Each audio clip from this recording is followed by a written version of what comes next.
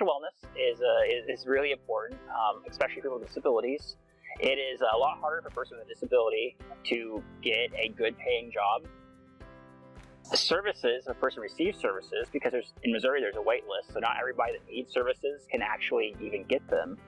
That financial wellness piece is really important. It's hard to have housing if you can't pay for it. It's hard to have transportation if you can't afford even a bus pass. Financial wellness, a lot of education there, I think would be very beneficial. A lot of people with disabilities, they may have a payee or a guardian, and that person just handles all those finances. And how can a person learn if they're not, able to be hands-on? And yeah, financial wellness, a lot of people who receive services, they have caps on how much they can make before it impacts their services.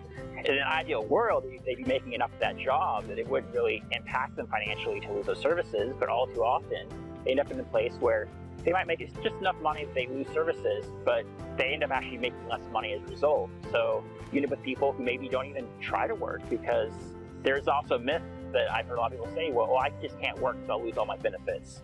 So there is a certain amount of education on that yes, you can. And also there are these new ABLE accounts, I believe, that I'm not super familiar with, but they allow a person to save more money into a savings account so that they can get ahead, because it's really hard to progress in life when you're just always kind of living paycheck to paycheck. And people with disabilities, that's their life all too often.